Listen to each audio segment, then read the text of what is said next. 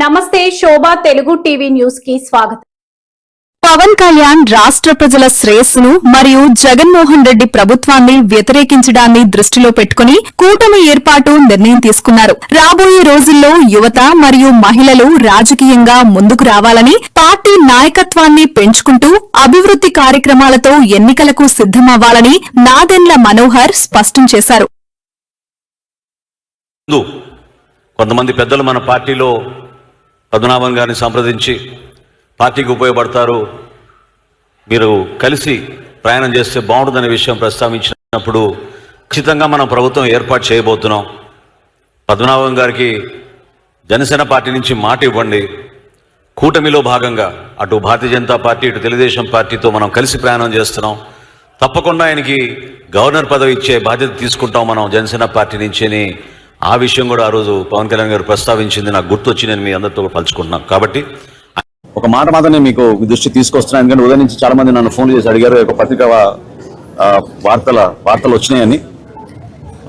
వివిధ మాధ్యమాల్లో కానివ్వండి, పత్రికల్లో వచ్చిన విషయం కానివ్వండి, పవన్ కళ్యాణ్ గారు రాష్ట్ర ప్రజలను దృష్టిలో పెట్టుకుని సార్వత్రిక ఎన్నికలప్పుడు అవసరమైతే మనం తగ్గుదాం, ఏ ప్రాంతంలో మన అభ్యర్థులు ఉన్నారో పార్లమెంట్లో కానివ్వండి, శాసనసభలో కానివ్వండి, వాళ్ళందరికీ కూడా పోటీ చేసే అవకాశం ప్రతి ఒక్కరికి ఈ సందర్భంలో కల్పించలేకపోతామేమో. కానీ రాబోయే రోజుల్లో పార్టీని బలోపేతం చేసుకుంటూ ముందుకెళ్దాం. 2024లో జరిగిన ఎన్నికలు మాత్రం ఓటు చిల్లనివ్వం అనే మాట ఆయన ఇచ్చినందుకు దాన్ని గౌరవించుకుంటూ ఎక్కడ కూడా పొరపాటు లేకుండా ఆయన నిలబడ్డారు. సో కూటమిలో మేము 4 అడుగులు వెనకేసినా కూడా అది కూటమిలో బలపరచడానికి ఎన్డీఏ భాగస్వాములుగా మేము ఒక బాధ్యతతోటి ముందుకెళ్ళాం తప్ప అది ఈ రోజున కూడా స్థానిక సంస్థల్లో అదే రీతిలో ముందుకెళ్తున్నాను కూడా అది పొరపాటు.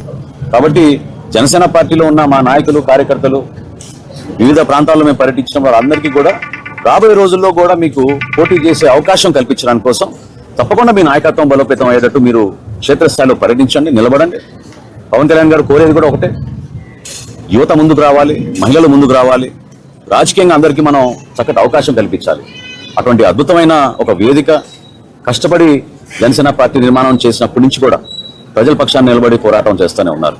కాబట్టి అప్పుడు వర్తించిన ఫార్ములా ఈ రోజు కూడా వర్తిస్తుందనే వార్త ఈ రోజు వచ్చింది. అది కరెక్ట్ కాదు. మననే మాకు ఎన్డీఏ సమన్వయం చేసుకుంటూ మీటింగ్ చేసుకున్నాం. సో రాబోయే రోజుల్లో మన బలబలాన్ని బట్టి, మన నాయకత్వాన్ని బట్టి, ఏ మున్సిపాలిటీలో, ఏ జిల్లాలో ఎక్కడ మనకి నాయకత్వం బాగా ఉందో వివిధ పార్టీని సమన్వయపరుచుకుంటూ Telugu Desam party, Janasena party, Bharatiya Janata party 3 కూడా ఒక బాధ్యతతోటి క్షేత్రస్థాయిలో నిలబడిన నాయకత్వాన్ని గౌరవించుకుంటూ వాళ్ళకి అవకాశాలు కల్పించుకుంటూ తీసుకెళ్లాల్సిన అవసరం ఖచ్చితంగా ఉంటుంది. కాబట్టి సార్వత్రిక ఎన్నికల్లో జరిగిన సందర్భం, ఆ సమయం, ఆ రోజు మా పార్టీ అధ్యక్షులు పవన్ కళ్యాణ్ గారు తీసుకున్న నిర్ణయం రాష్ట్ర శ్రేయస్సు దృష్టిలో పెట్టుకుని, ప్రజల గురించి దృష్టిలో పెట్టుకుని, జగన్మోహన్ రెడ్డికి ప్రభుత్వాన్ని మనం వ్యతిరేకించాలంటే ఓటు చిల్లనివ్వకూడదనే ఆలోచనతో ఆయన తీసుకున్న నిర్ణయం అది. ఆ రోజున ఈ రోజున తప్పకుండా క్షేత్రస్థాయిలో మనం పర్యటిస్తున్నప్పుడు జనసేన పార్టీ నాయకులు, కార్యకర్తల ఆవేదనలు, వివిధ పార్టీల ఆవేదన కూడా మనం అర్థం చేసుకుని మన బలబలాలను చెక్ చేసుకుని ప్రొఫెషనల్ రీతిలో నాయకత్వాన్ని పెంచుకునే విధంగా, ప్రజలకి మరింత చొరవగా మనం పనిచేసుకునే విధంగా, అభివృద్ధి కార్యక్రమాలు ఎక్కడ కూడా వెనకడుగు వేయకుండా స్పెషల్ ఫండ్స్ కూడా క్రియేట్ చేస్తామని మన ముఖ్యమంత్రి గారు చెప్పారు. ప్రతి నియోజకవర్గంలో, ప్రతి మున్సిపాలిటీలో కూడా వీటన్నిటిని మనం బేస్ చేసుకుని రాబోయే రోజుల్లో ఎన్నికలకు సిద్ధమయ్యే విధంగా మన అందరం కూడా మన పార్టీ అధ్యక్షులు పవన్ కళ్యాణ్ గారు చెప్పినట్టుగా అదేవిధంగా అక్కడ తెలుగుదేశం పార్టీ అధ్యక్షుడు చంద్రబాబు నాయుడు గారు, భారతీయ జనతా పార్టీ నుంచి నరేంద్ర మోడీ గారు ఇచ్చిన సూచనలతోటి రాష్ట్రాన్ని మరింత అభివృద్ధి చేసుకుంటూ ముందుకెళ్దామని సందర్భంగా తెలుపుకున్నాను. ఆంధ్రప్రదేశ్ రాష్ట్రానికి మరియు తెలుగుదేశం పార్టీకి అసలైన క్యాన్సర్ గడ్డ ఎవరో ప్రజలకు బాగా తెలుసు. వైఎస్ఆర్ కాంగ్రెస్ పార్టీ మరియు జగన్మోహన్ రెడ్డి గారిపై తప్పుడు విమర్శలు చేయటం మానుకోవాలి అని జగన్ గారు రాయలసీమలో పుట్టిన ఒక అమూల్యమైన రత్నమని, ఆయనే ఈ రాష్ట్ర భవిష్యత్తుకు బంగారు బాట వేసే గొప్ప నాయకుడని చరిత్ర చెబుతుంది అని తెలిపారు రాచమల్లు శివప్రసాద్ రెడ్డి. మానం లేదు, మర్యాద లేదు, ప్రజలు ఏమనుకుంటారనేది కూడా లేకుండా మాట్లాడింది.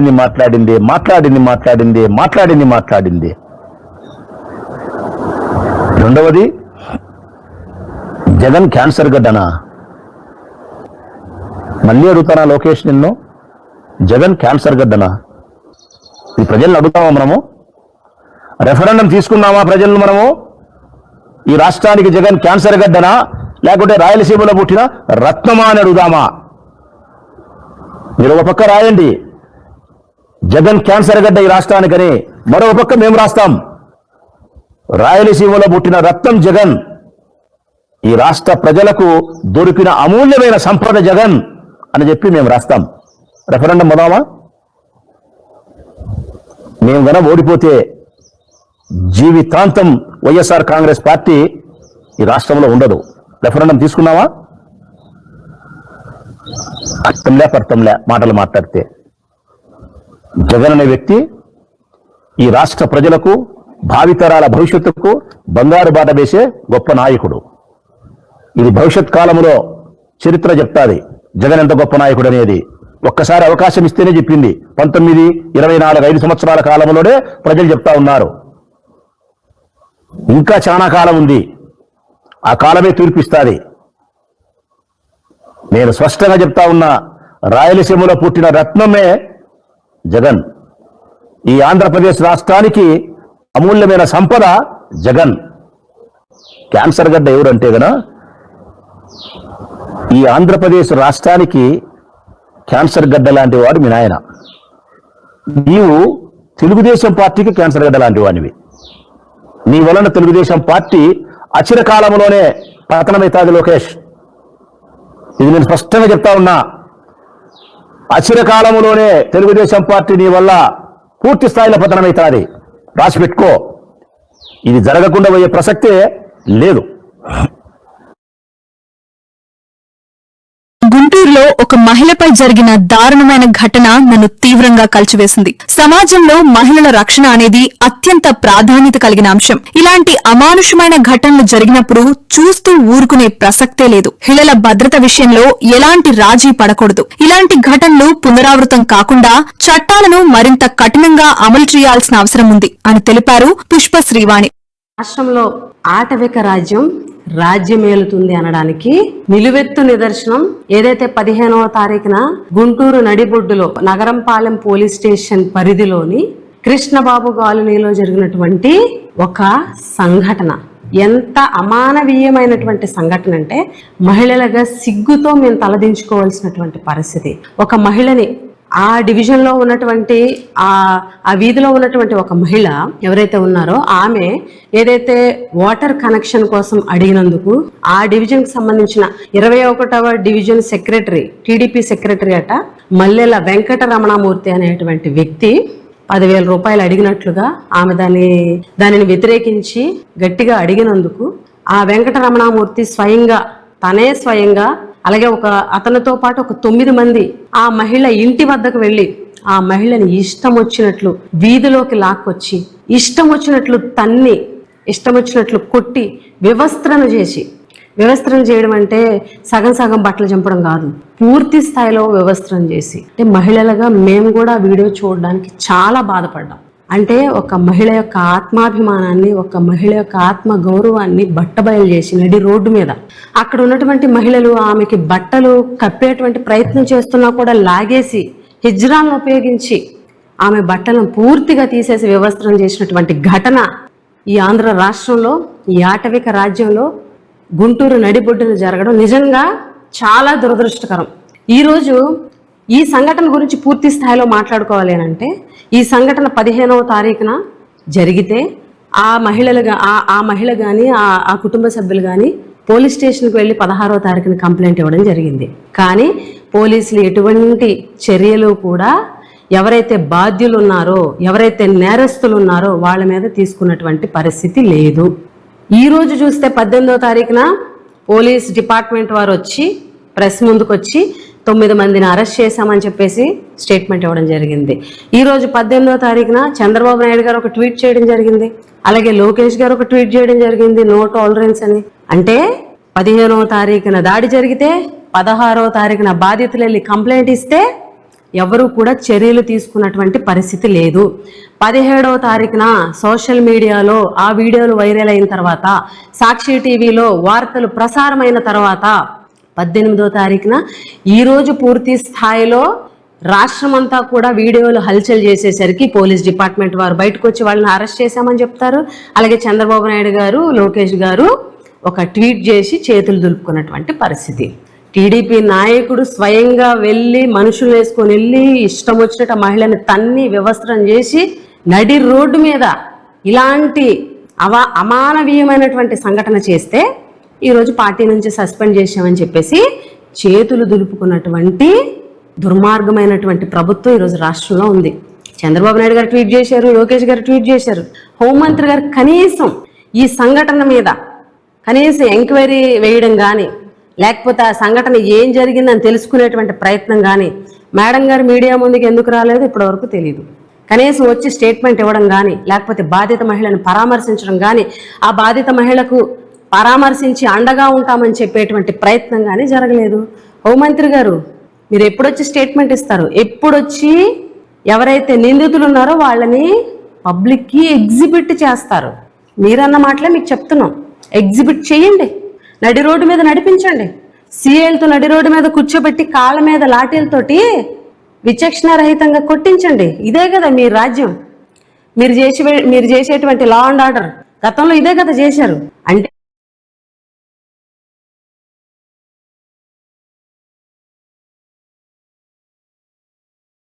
ఏళ్లుగా పార్టీ కోసం కష్టపడిన కాంగ్రెస్ నాయకులను, కార్యకర్తలను కాదని ఇతర పార్టీల నుంచి వచ్చిన వారికి ఈ ప్రభుత్వం పెద్దపీట వేయడం కరెక్ట్ కాదు. నకరేకల్, తుంగతుర్తి వంటి నియోజకవర్గాల్లో కాంగ్రెస్ కార్యకర్తలు సొంత డబ్బులు ఖర్చు పెట్టుకుని ఎమ్మెల్యేలను గెలిపిస్తే వారిప్పుడు బీఆర్ఎస్ సైన్యాన్ని తెచ్చుకుంటున్నారు. కష్టపడి గెలిపించిన సొంత పార్టీ కార్యకర్తలకు పదవులు ఇవ్వకపోగా వారిపైనే కేసులు పెట్టించి అవమానించడం బాధాకరమని కోమటిరెడ్డి రాజగోపాల్ రెడ్డి తీవ్ర అసంతృప్తి వ్యక్తం చేశారు.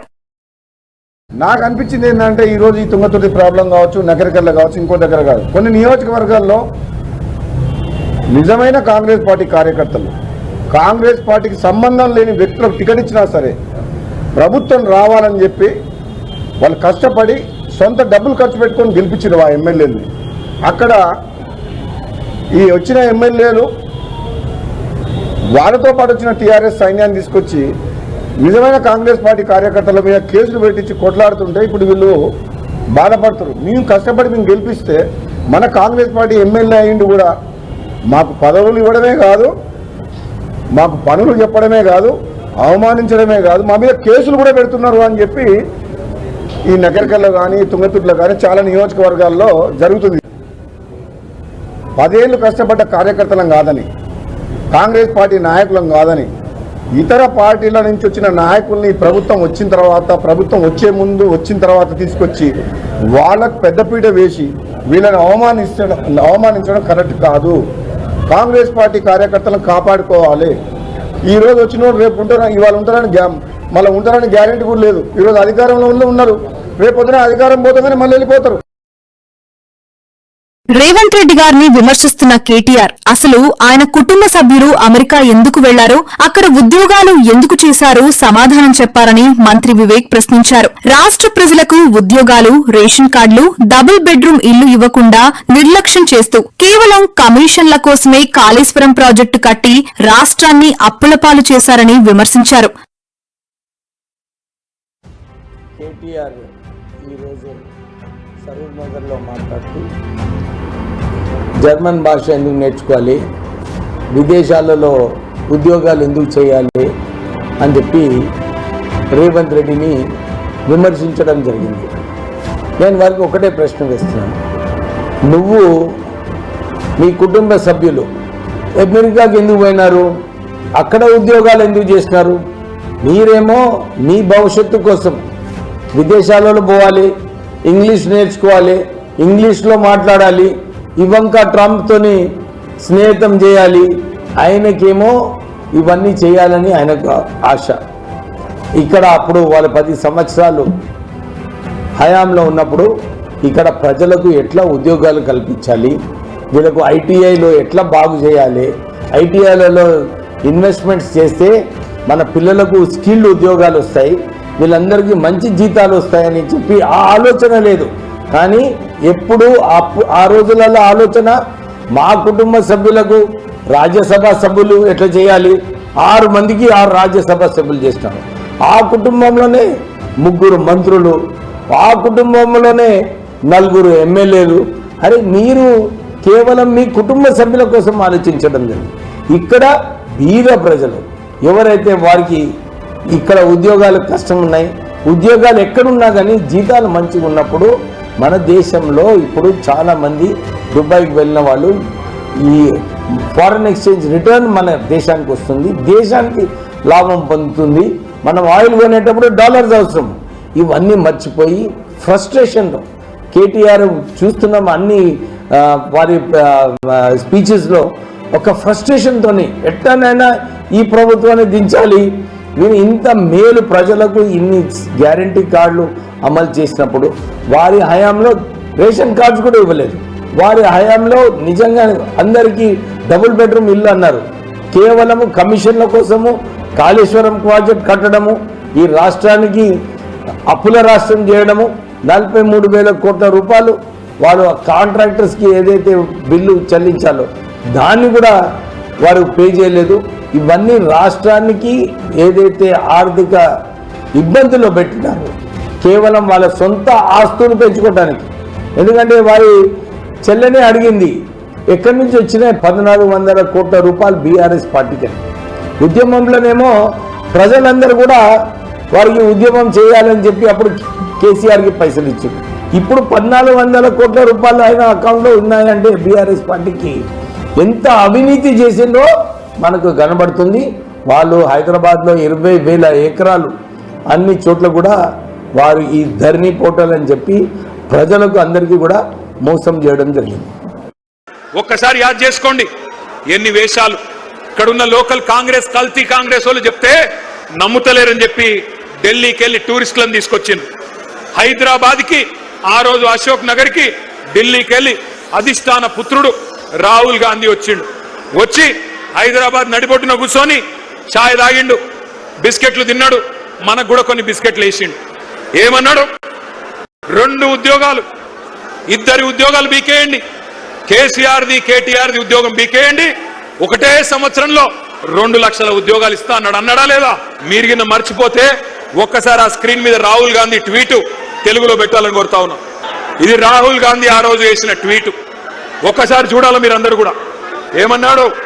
30 లక్షల మంది నిరుద్యోగులు కేసీఆర్ గారి పాలనలో నష్టపోయారు. వాళ్ళందరికీ మనకు హిందీ వస్తుందో రాదో అని తెలుగులో ట్వీట్ చేసిండు రాహుల్ గాంధీ. మొదటి సంవత్సరంలోనే 2 లక్షల ఉద్యోగాలు ఇస్తా అని రాహుల్ గాంధీ చేసిన ట్వీట్ ఇది. ఇవాళ నేను అంటా ఉన్నా, రాహుల్ గాంధీ గారు, నీకు తెలుగు రాదని మాకు తెలుసు, నీకు తెలివి లేదని కూడా మాకు తెలుసు, నీకు భాష రాదు, మా బాధ తెలియదు, నీకు మా భాష రాదు, మా బాధ తెలియదు.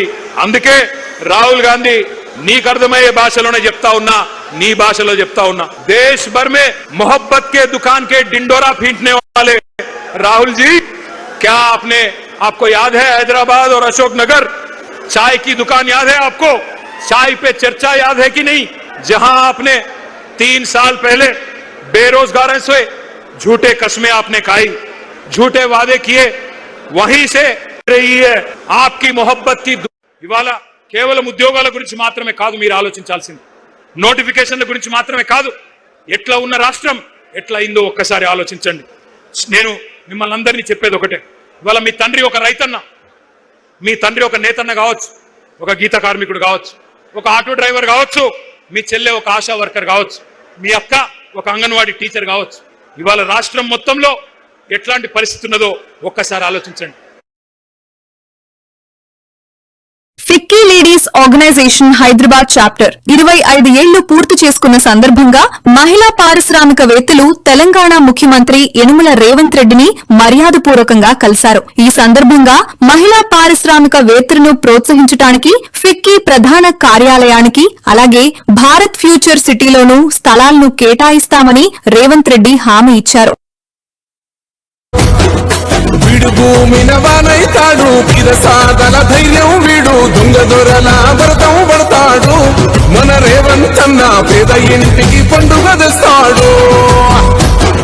సోనియమ్మ దివెనతోని రాహులన్న సైనికుడయ్యి పెద్ద కొడుకై యుద్ధం చెయ్య సిద్ధమాయే రేవంతన్న. 3 రంగుల జెండా బట్టి సింగ